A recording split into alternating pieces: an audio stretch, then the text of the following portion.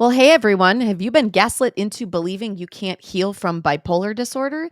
It's time to set the record straight. In this episode, we're challenging the myth that recovery isn't possible because it absolutely is. We are your whistleblowing shrinks, Dr. Terrelyn and therapist Jen, and this is the Gaslit Truth podcast.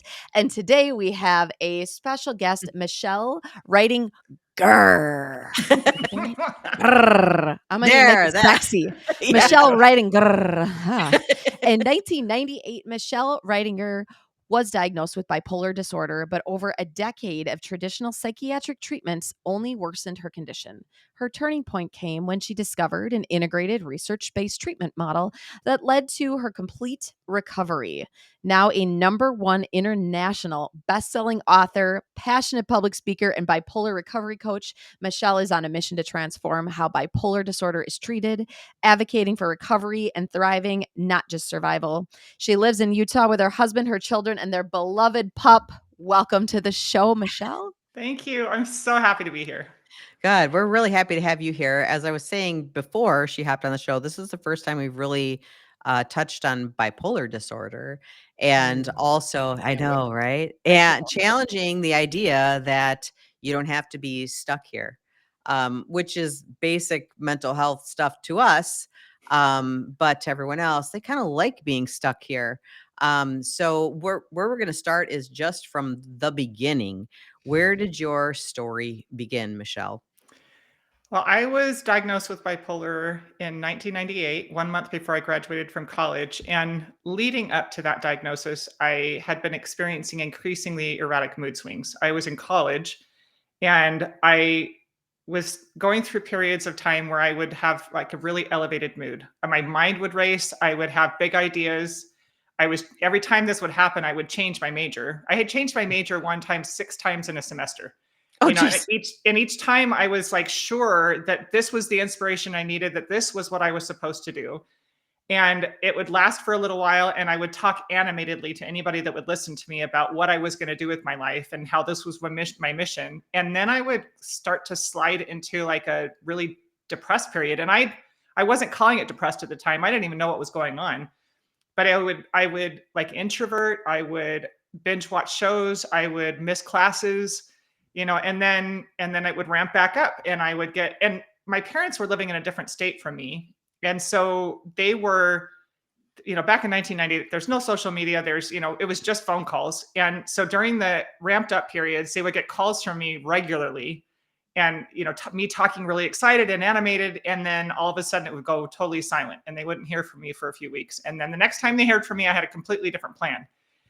And it was getting worse and worse and worse. And they finally talked to me. I had an aunt and uncle who lived locally who were seeing like evidence that was concerning to them, and they were talking with my parents. And so there was a bit of an intervention saying, we think there's something wrong with you, in nicer words, but we're concerned and we want to see if you'd be willing to go to a psychiatrist. And I was starting to worry at the time. I remember, starting to cry and thinking, I know there's something wrong with me. And so my aunt actually took me to the psychiatric appointment. And I was so severely depressed when I went to the doctor or to the psychiatrist that I couldn't articulate much. My aunt actually supplied a lot of the information of outside observations to the psychiatrist. And I was initially diagnosed with depression and anxiety disorders.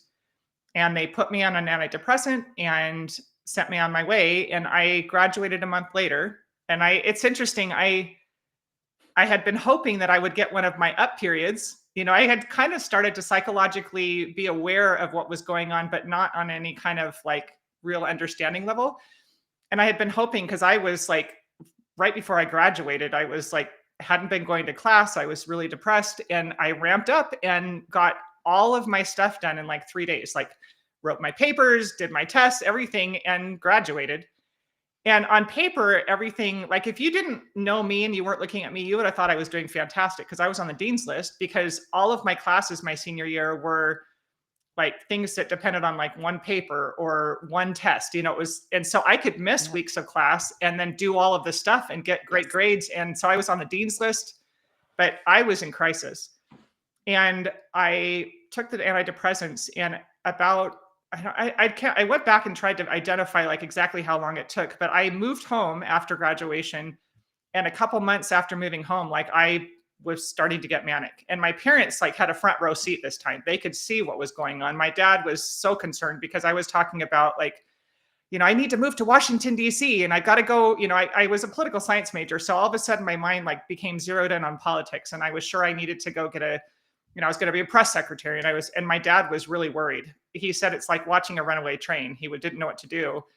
So my mom actually went to a psychiatric visit. Well, she took me, she didn't go in with me, but she took me, and I was told I'd been misdiagnosed. They said, oh, we missed this. They said this often happens. People will be misdiagnosed with depression, and then they give them an antidepressant. It actually reveals that they have bipolar disorder. And I remember when they told me that, I had these mixed feelings about it, because I thought, like, does that mean I'm broken? I remember thinking, like, what is bipolar disorder? And the only references that I had were like in media, where that's like a crazy person. And I'm like, am I a crazy person? But at the same time, there was like a feeling of relief, because they were like, oh, don't worry, we're just going to get you on the right meds and you're going to be fine. And so there was like a hope and a relief there was a relief in the diagnosis and a hope that maybe things could get better. And so I was like the ideal patient. I would go to every psychiatric appointment. I took every drug I was given, and nothing got better. Things just kept getting worse. And all the different side effects that the drugs were causing, like they put me on lithium right away, and I had a psychotic episode on the lithium. And it was a very scary experience. And thankfully, we didn't call the doctor. My mom called a friend of hers who had bipolar and was like, we don't know what to do. What's going on? And she said, she's having a reaction to the medication. Take her off the medication. And my parents just kept me home and, kind of watched over me while my body kind of resolved the issues. But I didn't know that you could ask for help when you had these kinds of issues. I remember I was on Zoloft for like 3 years, and I could sleep anywhere. It was like taking a sedative. I would fall asleep on buses and miss my stop. I was just tired for 3 years. And when I moved to another state and reestablished with a new psychiatrist. And I happened to mention it to her, and she's like, oh, we can change her medication.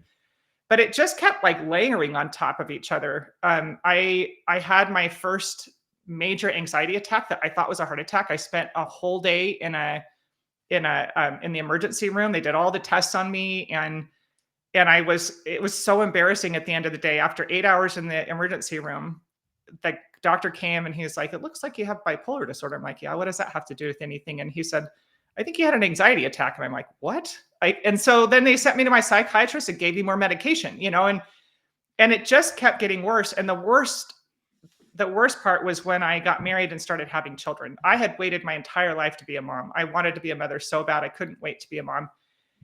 And that was part of the reason why I was trying so hard to get better, was because I thought I got to be stable to be a good mom. I wanted to be a stable mother. And, but when I had my first 2 children, both times I had the most severe postpartum depression. My pregnancies, they kept me, I try not to watch the news about antidepressants during pregnancy now, because I was still on antidepressants for both of my pregnancies. And I feel a tremendous amount of guilt now, because we were too. Same. I was like, my too. poor kids, my third one didn't have it because I was off meds by then. But my first 2, I was on antidepressants through the whole pregnancy. And my pregnancies were a bit of a roller coaster. So after 2, my husband's like, we're done. That's not going to happen again. But my postpartum at 3 months with both babies, I got so severely depressed that I had to stop breastfeeding, and I had to go right back on the medications. I couldn't feel anything towards my children. I remember looking at them thinking like, I'm supposed to feel something right now, and I couldn't feel anything. And then I also had postpartum hyperthyroidism with both of my children, with both of those first 2 babies. And it was interesting because there's part of my brain that was convinced that it had to do with the medication, because I would go back on my medications, and then the symptoms would start within like a month or 2 of starting those drugs. I would start having the symptoms that I didn't know at the time were hyperthyroidism, but my hair was falling out. Like I was trying to grow my hair out in both pregnancies, and if you would rub my head, there was so much regrowth that it felt like I'd shaved my head. And I would pass out. I couldn't drive for a while because I would have these blackouts. I lost an excessive amount of weight. that was the thing that, like, my mom saw me. She thought I was anorexic. She thought I was developing an eating disorder. I'd lost about 25 pounds below what my weight was before. Like, it was, and I was eating like crazy. I told my husband one time, I'm like, I feel like I'm in high school again. Like, I feel like my metabolism is just running crazy. And Yeah. You did have a furnace that was yes, burning. and I was told don't have another baby because the doctor, the endocrinologist I went to the second time told me that if I, that was just the way my body reacted to pregnancy and postpartum, hormones. And I asked him if it could potentially be the medication I was on. He was like, "Oh no, there's no relation." And he said, "Don't have any more babies, or you'll destroy your thyroid the next time." And which didn't end up being true. But I was like sure that all of, there were so many times when my brain would tell me things that it kind of knew intuitively about, like, the medications I was taking, and I would ask the experts, and they would, "Oh no, absolutely not. Like, that has nothing to do with it." And the Well, it worst, can't because medications are only treatment, right? yes.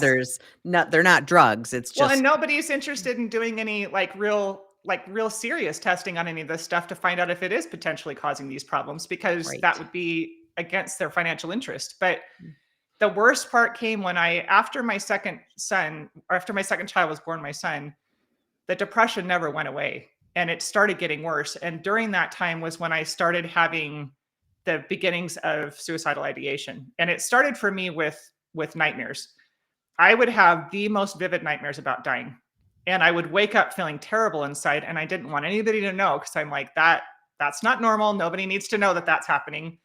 But Yeah. then it kind of progressed into daydreams where I would be driving down the road with my children in the car and have fantasies about, like, driving off into the Mississippi River, Jen, but I was hold trying to figure on, out. hold on, hold on, hold on. Jen's having a visceral reaction over I'm so there because sorry. I'm so no, because this is just recent for her. It's Yeah. real shit, girl. yes. Yep. Well, And and I'm I in would it. So, yep. my brain would go through the process of trying to figure out how I could keep my children safe and my While life without driving off a people cliff. knowing that I had Mhm. done that. Yep. Like, I didn't want them to know that I had done it on Yes. purpose, but my brain was, like, constantly trying to find solutions. Yep. And what I understand now, looking back, is that it was trying to solve the problem. I was told bipolar was incurable. I would have it the rest of my life. It was neurodegenerative, like all of these things. And I was starting to get desperate because I felt like I was ruining my husband and my children's lives. And so I didn't know what else to do other than just to remove myself from the equation, because I wasn't going to get any better, according to the doctors, and nothing was working. At one point, I was on 7 different medications because I was on 2 antidepressants. I was on 2 mood stabilizers because I couldn't tolerate anything in a therapeutic dosage. I had, this was after my hospitalization because they'd done electroconvulsive therapy that caused severe migraines. So I had migraine medication. I had an anti-anxiety medication. Like, they just kept layering medications on top of each other. And And I couldn't feel I think you anything. had said that you had 15 ECTs, is that right? 15 12. EC So it was 12, it was yeah, a it okay. was 4. Yeah. So, and that whole time period was so traumatic for our family. It was such a traumatic thing. So my husband was at the end of a 2-year master's program, and he was leaving the country they had a trip that they had to go on to another country for this business project. And I was getting to the point was I was afraid I was going to act on the thoughts. Like, I was having almost overwhelming compulsion to do the things that my brain was telling me to do. And I was afraid of my children dying. I didn't care about myself. I wanted to die, but I didn't want my kids to die. And I called my sister one day. I had this experience on the Mississippi. We lived on the Mississippi, and that was kind of obsessive for me. And I pulled over and called my sister crying. And I'm like, I don't know what to do. My kids were in the back watching a movie, and I was calling my sister. I'm like, I'm so scared. I think I'm going to hurt my kids. And she was like, got into action right away. Cause she knew my husband was leaving. She's like, she can't stay there alone. So they flew me to another state with my kids. Nobody had seen me for a long time because I lived so far away from my family. And my mom flew in from another state to, help. And she picked me up from the airport, and they saw me. She said when she saw me, she was so disturbed because I was kept muttering, I just want to be a good mom. I just want to be a good mom, like over and over and over Mhm. again. And my mom described to me at the airport, opening the suitcase, taking everything of my kids out, and then driving me straight to the hospital. because they thought she needs help. And I was in a locked ward for a week there. And then the doctor there told me that they needed to do electroconvulsive therapy on me because my brain was like a computer that had been frozen and it needed to be rebooted. And my husband was not in the country. He didn't have any idea any of this was going on. He didn't know I was in the hospital. He didn't know about the treatments or anything. And they released me from the hospital for the treatments. I was staying with my grandmother at the time. So she was taking me in. And it was Monday, Wednesday, Friday. They would take me in first thing in the morning to do the treatments. And after the Friday treatment, I went psychotic. And my brother-in-law had to physically restrain me. My sister said she was watching me. I interviewed everybody, and when I was writing my book, because a lot of this, there were a lot of holes in my memory from that time. So I was like going through journals, interviewing family members to make sure I could piece together everything so I was relating it accurately. And my sister said it was the most disturbing experience of her entire life. She said she was looking at me and there was nothing there. She said her sister was not there. All she could see was a body, but there was nothing behind my eyes. And it was the most disturbing experience. And so then they put me back in the hospital and continued the treatments. So I was in the hospital for 3 more weeks getting the electroconvulsive therapy every morning. Even though you had like a psychotic what? So the doctor, they changed my diagnosis from bipolar 2 to bipolar 1 in that experience. And they were convinced, because when they were releasing me, I was told that I needed to take lithium, and I was terrified of lithium because of the experience I had the first time. And I told them, like, I remember, this is one thing I do remember. I remember sitting in her office talking to her, and she's telling me, this is what we need to do in order to be able to release you. We need to put you on lithium and stuff. And I was sobbing, asking her, please don't put me on lithium. I said, I had a bad reaction to it, and I was trying to describe it. She's like, oh, that was not related to the lithium. That was psychosis. And when she was telling me that, I was terrified, but she was insisting, I'm not going to release you until you agree to be med compliant, was what she was telling me. I needed to be med compliant. Yep. And I was my husband at that point had gone home with my children. I just wanted to go home. I wanted to be with my family. I didn't want to be in the hospital anymore. And so I agreed to do it. And 3 days later, I made an attempt. That was my first attempt. I had a psychotic episode again on it. And when I told her that it caused like psychosis, she's like, well, she was saying, no, it was not related to the medication. I said, I haven't ever had any other episodes of psychosis. And she's like, she looked at me. I remember her taking her glasses down and looking at me, and she's like, well, that's not true now, is it? Referring to the episode that I had that put me back in the hospital. And at that point, I was just like, I don't know what else to do. I just want to go home. And so they put me on the medication, sent me home, and I made an attempt on my life. My husband was the one who had to stop me. And then he was driving me to another hospital, psychiatric hospital, was an hour away. And I tried to jump out of the car on the way to the hospital. Like, I just was like absolutely determined to end things. And I was having like the worst reaction to this medication. I have a journal entry from when I was in the hospital describing like this intense, I felt like I needed to rip my skin off and I wanted to jump out the window. Like, I just was like having these crazy thoughts and feelings. And I just felt like I just can't do this anymore. And the interesting thing is, I wanted to leave because I had checked myself in, and I was telling the doctor, like, I want to go home. I can check myself out, and they wouldn't let me. This was like a week, 3 or 4 days into the hospitalization. And then like 3 days later, they sent me home because the insurance wouldn't pay anymore. You are not the first one. So they're like insisting, like, we're going to keep you here. It's a voluntary commitment. And then the insurance doesn't want to pay anymore. Oh, so but you're going to pay. You must be better. Time to go home, and another few days after that, I was back in the hospital, in a different hospital. Like, it was just the craziest. It was so awful. But after my 3rd hospitalization, I was watching my children play, and I was having like some terrible side effects from the ECT, like the after effects of the ECT. And I was just like, I don't want to do this anymore. But I was watching my children play one day, and I had this it was like it was a weird experience because I had a really lucid thought, which I was not having at that time, but I had this really super lucid thought and it was almost like, I don't want to say a voice because it makes me sound crazy, but it was like a voice coming, like a voice that was like, if you ever succeed in ending your life, you will ruin her life, my little 4-year-old daughter. Mm. She will think it was her fault and you will ruin her life. And in that moment, I thought, oh my gosh, that's true. Because she was always trying to help it. She wanted everybody to feel better. She was a caretaker at heart. And when I realized that, I knew in that moment I could never do that to my daughter. And it was a turning point for me because from that point forward, I was determined to survive for her. And I thought, I may have a horrible life, but she has value and I will do it for her. And from that point forward, that kind of changed the way that I viewed everything. Up to that point, I felt very much like a victim. And this turned me into like, I was determined to live for my daughter. And she became my tether to life. Like she became the reason why I did everything from that point forward in the future was for her and for the rest of my family. But she was like the touch point for me. And I for the first so this was in 2008. For about 2 years, it was just like white knuckling it, like just holding on for dear life. And I Were you still ended up back in medicated the at this hospital. time? Were you still Yes. medicated? Oh Okay. yeah. Yes. Like to the hilt. And Okay. I ended up back in the hospital about a year and a half later because the thoughts came back, and I had made a commitment, like I will not ever let myself sit in this long enough for something to happen. Mhm. So I went back into the hospital. And when I got out of the hospital, I had this thought one day again, watching my kids play, like nobody's coming to save me. I have to save myself.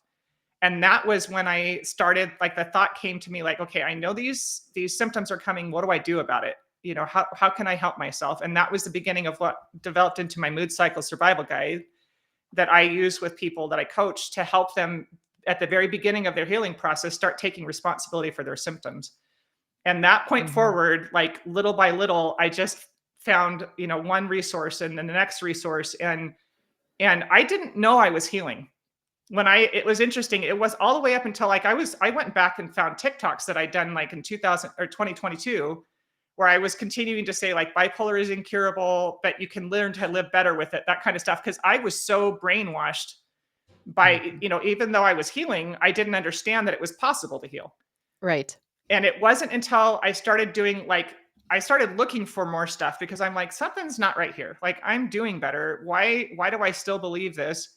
And that was when I read like Anatomy of an Epidemic, and I started reading. Okay. That was my All right. big time red pill moment. So I'm like, okay, Michelle, Yeah. as you're sitting here talking, and I'm like, okay, we got to talk about her book because it's so important. But like, I'm sitting here and I pull out this book. Yes. Oh my gosh. Because see, look at us. Damn it, Robert. It's like every I other keep going episode, back I'm and like, rereading it. It's so damn it, full of Robert, information. I've read this so many times, but I think it's important if we could just take like a quick Yeah. TV time out here because I literally just read the chapter on lithium. Okay. And on bipolar. And I just reread it and I had flagged a page on here. And something that you said that Robert Whitaker talks about is there was no pharmaceutical company that would actually patent lithium. Okay. And the APA actually took the lead in getting the FDA to approve lithium.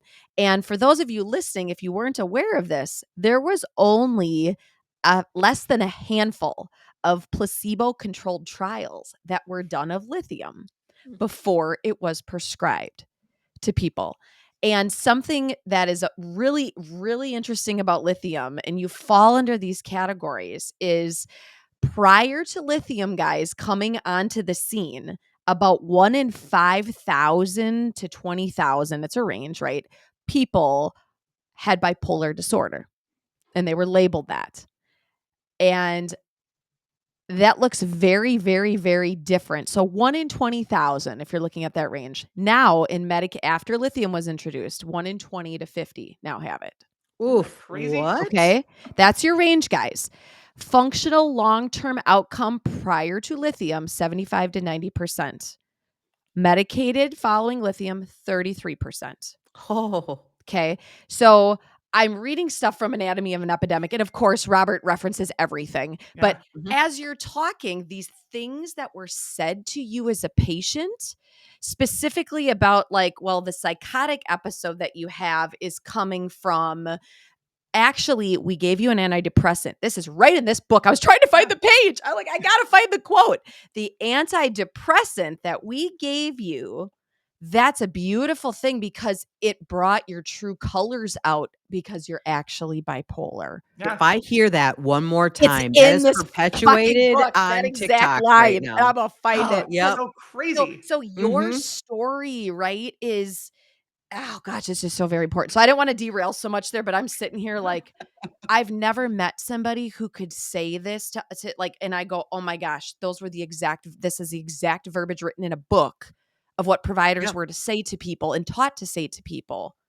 Yeah. Yeah, like the antidepressant, this isn't bad. It brought out your true disorder. Yeah. Bipolar. Yeah. Well, and Mhm. the thing that's interesting is that we are so trained to believe the symptoms are the illness that when we go through withdrawal symptoms and it gets blamed on the illness, nobody bats an eye. Nobody thinks a thing Yeah. about it. I've had people come after me big time. Yes, they do. Every single post, there's at least, two or three people that are like, take your meds, people. This lady's crazy. She's dangerous and stuff. And and their evidence for this is I take this medication and anytime I come off of it, I go nuts. And I'm like, Yep. of course you do. You're going through withdrawal. You have dysregulated your brain.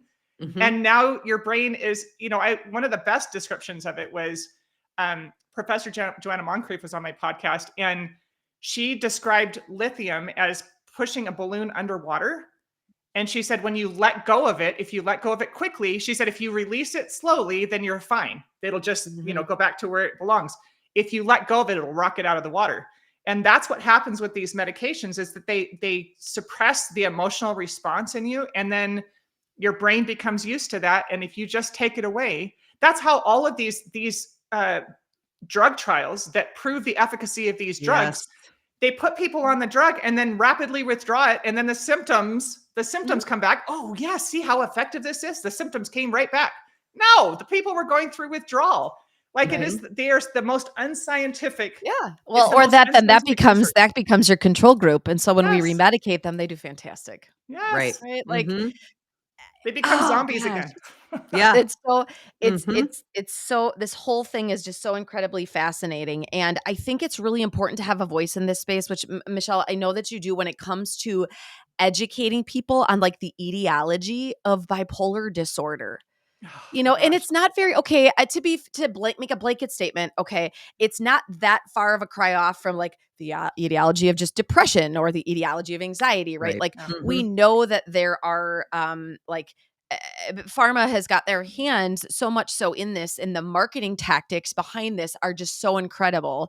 yeah, But what's fascinating is when you start to lay out the research for people and show them what numbers looked like once drugs like this came on the scene.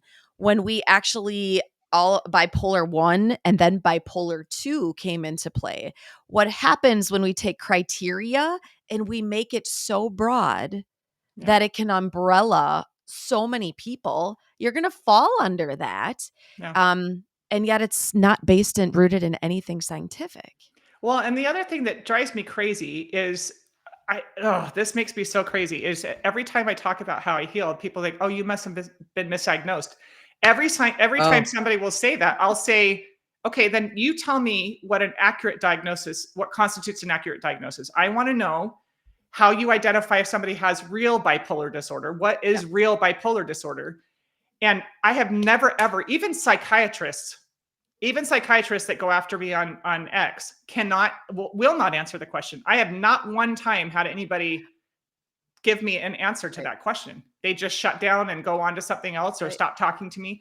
And this idea, even I had one psychiatrist that was arguing with me on X last week, and he was talking about he went into the history, like even in the history, people would not recover. And I said, I asked him, I said, history is not your friend, my buddy. Like, Yeah. I said, I if don't you think want to you know talk what about history you're history, talking let's about. talk about outcomes. I said, Yeah. people, Yes. I was like, Robert Whitaker pulled open the book and I was like looking for all the Yes. statistics. And I said, And yeah, but actually, he's so that's such a naive statement to make yes, because in history there was so much more recovery within this yes. than Yes. Well, there but I is, don't think psychiatrists know that. I would I like, don't it think would they be do really either. interesting Yeah. to actually see what they're being told because they are Yep. so convinced of this medical approach, and this, Mhm. and so I don't think they're getting the real history when they're being taught in their hazing through, No, yeah, They're no. not.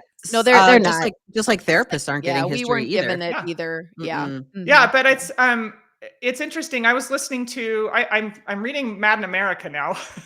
Oh, yeah. I Go read down the Anatomy of Robert Epidemic. That's a the really hard Robert book. rabbit hole. I know. Yeah. Well, it's interesting because he talks at the very beginning of Mad in America about, the madness of King George that is, a lot oftentimes referred to, but they actually think that he might have had like a physical health condition that led to him having delusions, like some kind of delusions. I can't remember exactly the language he used, Yep. but what is it when somebody's like feverish and I don't know why that word's going out of my brain, but you're kind of Mm. becoming, like if you get a really bad fever and you start kind of, Oh, yeah, I know you're going back in the day, I can't like think of the word. Anyway, but yeah, but something of that word. led then to them thinking he was mad, and then he had this Yes. horrific experience with this crazy like psychiatrist. I don't know what they called him back then, who was like physically torturing this man, Yeah. Oh, yeah. which Yes. prolonged his suffering, and he made a miraculous recovery because his physical health condition resolved. Like, Right. you know what I Right. mean? And Which so reminds me of even you going through ECT, by the way, like, yes. It does. That's what I think of Mhm. ECT as when we were talking about some of these horrific things like beating Ugh, people and soaking them underwater, bloodletting, Yeah. injecting semen of animals into people. I Yeah, know. it's ECT. absolutely. And ECT was such a traumatic experience, like serious trauma. I had to do EMDR to resolve the trauma from that. Oh, Like, Oh my god. it was Never so thought of that it, actually as a utility of EMDR, but here we well, are. it was interesting because I didn't understand how to use therapy effectively. I hated therapy. For most of the time that I was going through the healing process, I would not do therapy because it was I hated it. And I think it's because, no offense, but a lot of therapists are totally useless. Like, I go in and I talk about it, and I'm staying in the, like, now that I understand like the upper and lower parts of the brain and stuff, like talk therapy stays in the upper part of the brain, and all you do is just talk about the problems over and over again and over again, and it doesn't resolve anything. It doesn't get to the root of it. It doesn't resolve any of the issues. And yeah. Well, but not when I only that, finally, but therapists also subscribe to the chemical imbalance, yes, medication, all of that. So you're still being gaslit by therapists, probably, yeah. right? The Well, whole and thing. I kind of like figured out, I actually have written posts about this and I wrote about it in my book, like the tips Hmm. for actually, seeking therapy to, proactively to heal. But as I was finally starting to understand how to use therapy and how to find the right kind of therapist and how to heal, I started like identifying triggers and then taking it to my therapist and saying, okay, something's underneath this and let's work on Hmm. this one. And I had an experience on social media. This was when I was very first doing this back in like 2021 or 22. I can't remember. And it triggered a trauma response in me. And at that point I could identify trauma responses. And I'm like, I don't care about this woman. Why is that triggering a trauma response in me? And I went to my therapist and we realized what was underneath it was the trauma from my hospitalizations. When the doctors were not listening to me, when they were insisting that the feelings that I was having, the thoughts that I was having were not, I was sick and they knew best and I had to listen to them and I had to do what they told me to do. And so I did EMDR to resolve that. And it was such a relief because now when people come after me, I feel sad for them. I feel compassion for them. It doesn't trigger any kind of trauma response in me anymore, Mhm. Yeah, I always say the people that come after you, that's more about what they're going through Yes. in these moments, and Yeah. they're very unhealed people, very Well, and unhealed. one of the things that's interesting, so I feel kind of blessed because there were parts of my soul that like were rejecting some of the stuff I was being told earlier on. So Mhm. one of them Ah, was I felt like I was being so my children literally saved my life, like in all of this. And I remember going to psychiatric appointments and therapy appointments and that, and being kind of told like, we'll help your family understand this isn't your fault kind of thing, and being kind of propped up and coddled in this, my illness, like, it wasn't my fault and everybody just needed to understand. And my soul was rejecting that because I could see the damage I was doing to my husband and my children. And I thought, maybe it's not my fault, but it's definitely not their fault and they don't deserve this. And Right. so part of me was just, I didn't like the way that I was being told to think about what I was experiencing and what I was doing. And I think that the way that we have framed these symptoms and these illnesses removes any kind of personal accountability or responsibility from people. It's all about bringing awareness to it. And we want to bring awareness, and we want to help people understand so that they can just have compassion and stuff. And meanwhile, we're burning down the world around us, right? Yeah. Mhm. And there's no accountability, which damages our feelings of value and self-worth. Our feelings of value and self-worth come from personal accountability. And so we start to lose our feelings of value and our feelings of self-worth. And so everything becomes wrapped up in this diagnosis, because Mm-hmm. that identity is the only thing that we have left, is the identity of this illness. And it creates victims out of people. We had very early on in this show, we had Dr. Kendra Campbell on, and she said something that was super fucking triggering to me, and I had to sit in this. I should really message her and tell her this. And you just said this about accountability, and she made a comment because I kept saying, I was talking a lot about informed consent, right? And how being medicated at the age of 16 or 17, whatever I was, and then all the way through now, and I'm like, nobody ever sat down and told me all these things, right? These Mhm. truths. And she said, but there comes a point where you have to take personal responsibility for your own care.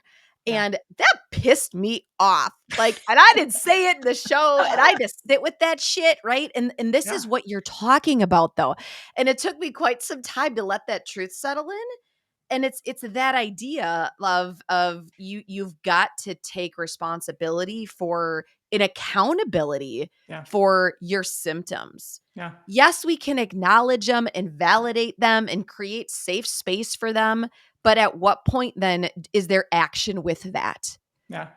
Do you Well, know what one I of the, mean? That's, yeah. I think, kind of what she was saying too, right? Yeah. Yeah, you can go back to every appointment every year and hear the same shit. But at what point do you take any accountability and go, where is this coming from? Yeah. What, Well, and the compassion can come in like, I'm so sorry that you're suffering, or it sucks that I'm suffering this way. What am I going to do about what it am I though? do about it? Because Right. Mhm. in my coaching group, I have people that I coach through the healing process. I don't do therapy. I coach them on how to find a good therapist, on how to find the right resources for getting off your meds, that kind of thing. I don't coach them through that process. But one of the things that we've done in the group is we actually have worked diligently to change the language we use regarding this, what we're experiencing. Yeah. We do not call it bipolar disorder anymore. I actually hate that term because it creates this idea that you have been given an answer. So, for the first while that I was coaching people, I would still use that language because, it's the common language everybody uses. But I realized we're reinforcing this victim mentality without realizing it, because disorder gives us the idea that it's a medical condition that we don't have any control over. Right. We talk about bipolar symptoms. So when we talk about, and I say, get curious about your symptoms, and I want you to think about let's figure out what's causing the symptoms, and then we can treat it. So there's a lot of accountability talking about, we track moods, we track symptoms, we track, all of these things, and we start to make connections. That was one of the things that I learned was when I had that triggered trauma response, I was my whole chest got tight. I was, and it makes you feel scared and like you got to run away or fight, the fight or flight response. Mhm. And that takes you into the lower part of your brain where you don't have any control Yeah. anymore, right? No. Mhm. But this is like pulling yourself back up into the upper part of your brain and saying, okay, this is scary. And I acknowledge that it's scary, but something's going on that I need to address. I need to figure out what's going on. So that experience at that point, I had learned, write it all down, take it to the therapist and say, okay, I had this response. This was the situation. We got to figure out why that situation triggered this kind of response so I can resolve it. Yeah. So it was that moment, the first moment that I started taking responsibility for myself was that day after the 4th hospitalization, when I was watching my kids playing and I realized nobody's coming to save me. I've got to do something about this. I don't want to keep hurting my children. I don't want to keep hurting my husband. I have got to do something for myself. And it was just this okay, so I know these symptoms are coming. What am I going to do about it? How am I going to, the mood cycle survival guide has 4 parts. The first part is, who's your team? And what are the boundaries around the help that they can give? And that's so critical. I know people sometimes get tired of hearing about boundaries, but you got to have healthy boundaries if you don't want to burn all the bridges around you, right? And you have to learn how to ask for help before you're in crisis, because if the only time you're reaching out to people is when you're crisis, you will burn out those resources. They'd be gone. Yes. Mhm. Yeah. People are going, I love you, but I can't do this anymore. You're ruining my life. by Yeah, you're Yes. too much. You're too yes. much. Yes. Mhm. And so I was really blessed during that time to have a couple of people in my life who loved me and who were trying to help. And I was a swim coach, and I was having a really hard time coaching, but my assistant coach had one of her daughters swimming for me, and she really wanted me to keep coaching. And so she actually was one of the people that helped me start recognizing like how to help set boundaries around this kind of help, because she would say, I can help you on the days that you can't show up, because I would have like anxiety attacks and I couldn't show up for practice, but I need you to provide workouts for me. And so when I was doing well, I would like create workouts, and then I would be able to, we talked about like how do I inform you. So it was really interesting that actually helped me start to take responsibility for myself, and in a way that was really proactive. And then the second piece is, what is your, we call it the early warning system. Identifying, like learning how to identify triggers and red flags, the things that trigger, kind of emotional responses in us. And red flags are like you're starting to experience symptoms. And so the earlier you can start to identify this stuff, the sooner you can start taking responsibility and doing something about it, and instead of waiting until you're in crisis, because usually there's stuff that happens that leads up to Way it, before. Mhm. and so the earlier you can catch it. So that's one of the things we talk about is, developing your early warning system and starting to learn how to identify those things. And then the third piece is power priorities. Whenever I was really struggling, when I was either manic, so mania was like doing big projects. My youngest or my oldest daughter would have had really elaborate princess dresses. I love to sew, and I would stay up all night making these super elaborate princess dresses for her, and I was like do it when I was manic, and then or hypomanic, and then I would crash for like 2 weeks afterwards, and be totally dysfunctional. And and during those manic periods, my kids wouldn't eat because I would forget to feed them. I wouldn't eat myself. I'd forget to feed them. When I was depressed, it was like everything, it took every ounce of energy that I had just to get myself out of bed in the morning. And so, but during those times, a lot of the stuff that I would focus on were things that were publicly visible, because I was worried about other people seeing me, and so that my family would get neglected. And so one of the things that I had to learn how to do is identify what are the power priorities. What are the things that matter most that need to be taken care of during those periods where I'm not doing well? And I got to learn how to let go of the rest of it. And that changed things for me. And it's interesting. All of this stuff has kind of become intuitive for me. And I don't actually have a physical mood cycle survival guide anymore for myself, but I still use those things. At the beginning of the year, we were in we had so much stuff happening. My husband had to move to another city for a job, and I was left behind because my daughter was getting married and my son was graduating from high school, and we had all this stuff happening, and I was starting to get stressed and getting cranky with people, and and I thought, I don't want this to be the experience I have with my daughter getting married. And so my brain went to, okay, power priorities, like what are the power priorities? And so I just identified like what are the things that matter most right now and what can I let go of? And it made it a beautiful experience. Like I had the most incredible experience with my daughter, and it was actually very healing for our relationship, going through this, process of her, preparing for her wedding and her marriage. And, and then the last piece of the guide is rebooting your system, getting yourself back into a healthy mental space, having a plan to get yourself there. And it's, again, very intuitive for me now. So once we got through all the craziness and our family finally moved and we got settled and I got everything unpacked, then I just kind of went through the reboot system, and got back into, and so it's interesting. I realized like this guide wasn't just for when I was struggling with bipolar symptoms. This is just a great way to live your life, like having a plan. Who are your people that can help? Who are, making sure you're paying attention. Like if you're starting to have bad, get cranky with people or getting anxious or, any of those things, like pay attention to that. What's going on? And so. Can you touch on a little bit, because you were on 7 different medications. You don't have to answer this, but I'm going to guess you're not anymore. No, I've been off meds since 2010. All meds. So can you tell us the process of getting off of those meds and what that was like for you? Yeah. Yeah. So the way that this actually came about was because at that time I had a really, really, really great doctor. My last psychiatrist was a really good man.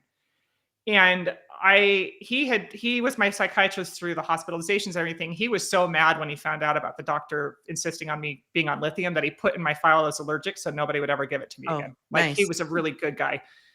But a friend of mine told me about a supplement called True Hope, from True Hope, called Empower Plus, and it was specifically designed for people with bipolar disorder. And I went and like researched all the information, but I was so terrified of doing anything that was going to make me unstable that I took it to my doctor and said, would it be okay if I tried this?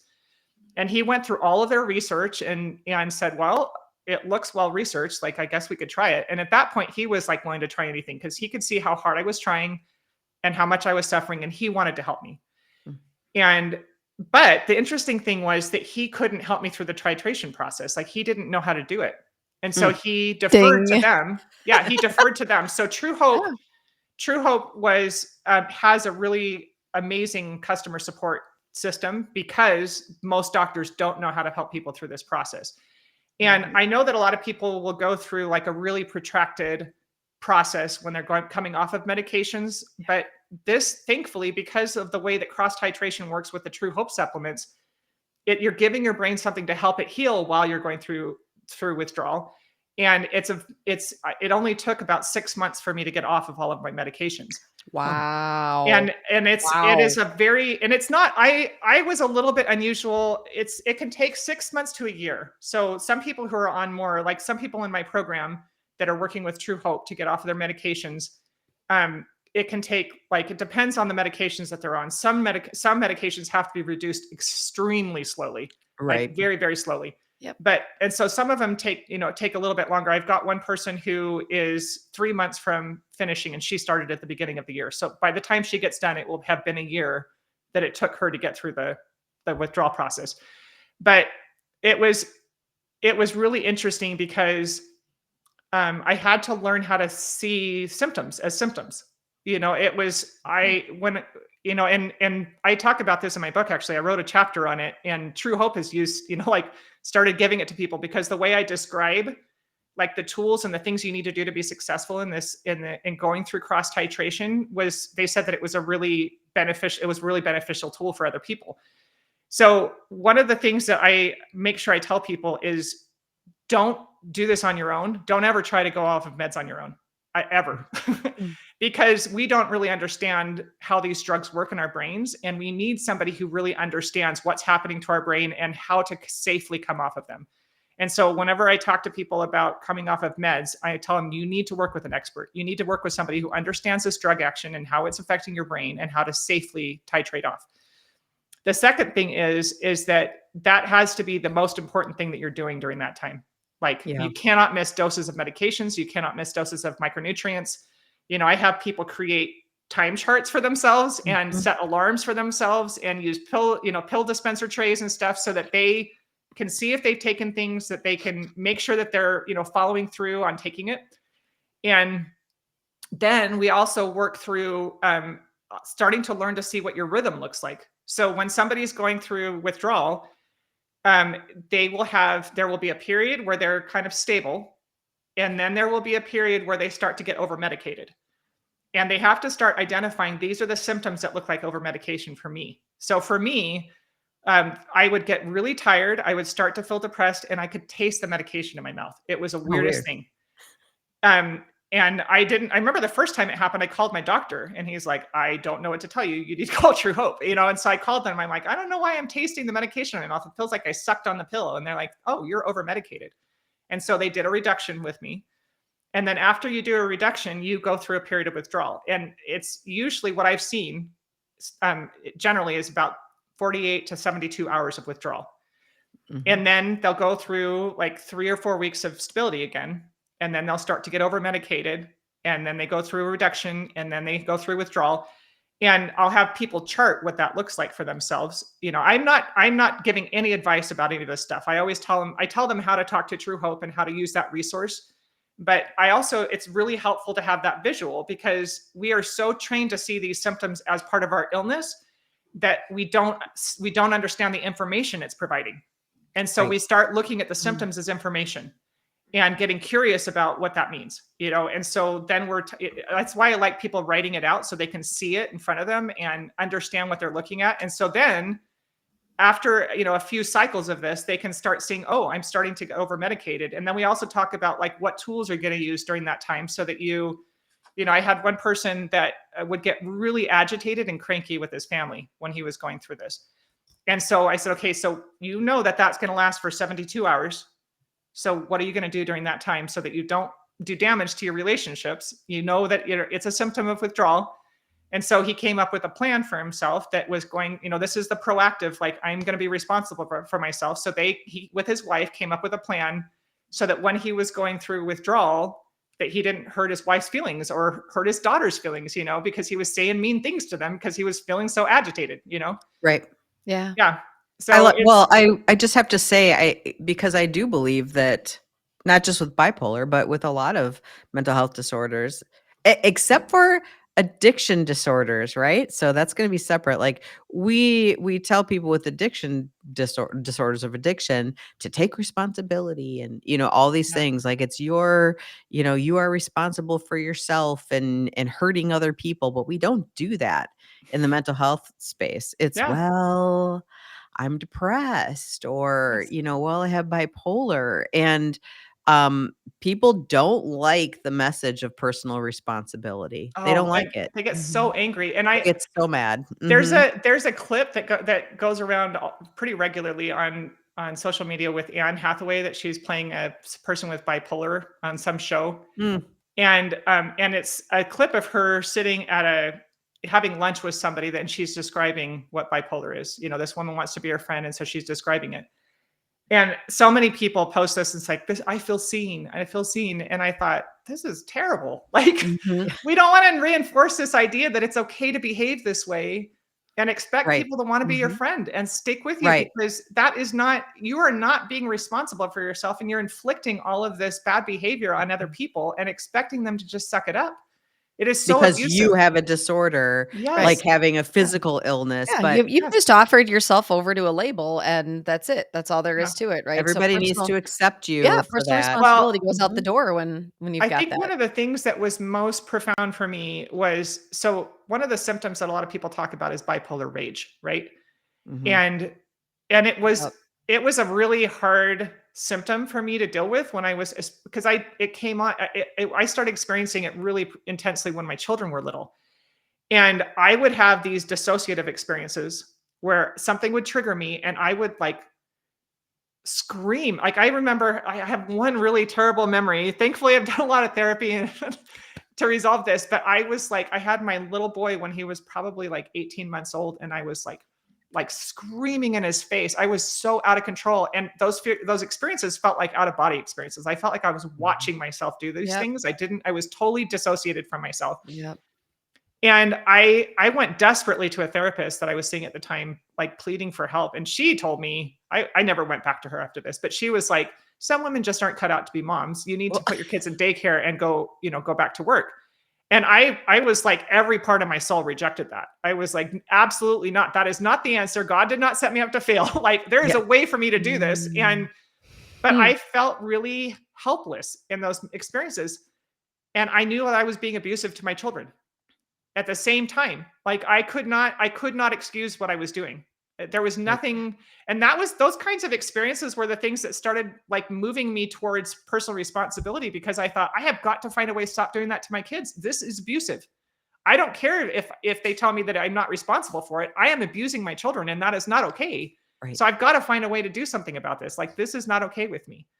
Yeah. And so I think that that's one of the things that is really detrimental to, because there's part of us that knows we're hurting other people, whether or not we consciously think it, whether or not we accept Mhm. it. There is part of us that knows we're hurting other people, Yeah. and it hurts us. Like, it damages our feelings of value. It makes us feel like terrible people. And I think that's where a lot of this anger and like defensiveness comes from, because they have to cling to this idea that they're not responsible, because otherwise, like, you have to be responsible for all of it. You have to Yeah. take accountability for everything. And that the weight of that experience going through the healing process with my kids, like, I finally got to a point where I'm like, I want to help you guys heal. I got them set up with therapists, and I went into some really uncomfortable therapy sessions where my kids were very honest about their feelings about things. It was not an easy thing to do. It was really painful because I had to make sure that I sat there and listened and did not give any excuses, not offer any excuse for what I'd done, and just say, sorry. I am so sorry. And I will wait for you to heal. Like, I'm not going to try and force you to heal or forgive me or anything. I will prove to you that I can be stable and that I can be a good mom, a healthy mom. I don't like the word good, but a healthy mother, and be there for you in the way that you need me, that kind of thing. I want to point out, can I just point this out real quick, that not every person is willing to do what you did in a therapy session with your children. So if you're listening here and you're hoping that your mom or care provider will do that and they won't, that still doesn't eliminate your personal responsibility to heal on your own. Okay. So even if the people still don't show up to you the way you want them showing up for you to help you with your childhood wounds because of their behavior or their mental health disorder, and they don't, that doesn't eliminate the idea that you still need to heal and find a path for your own healing and recovery, the responsibility there. So I just wanted to point that out because I know inevitably people will be like, well, my mom will never come, so I'll never heal.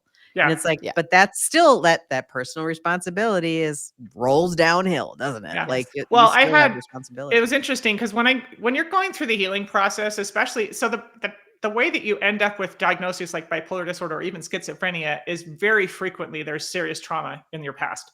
Oh yeah. Not always. So that's the misunderstanding about bipolar. This disorder diagnosis lumps us all into the same category and makes everybody think they're suffering from the same thing. And that does terrible disservice to people in recovery because they think, well, people will listen to my story and they're like, well, that's not my story. And I'm like, okay, yeah, but what is your story? Like, if you figure out your story, let's figure out the sources of your symptoms. But as I was going through the healing process, the more it takes time to become personally accountable.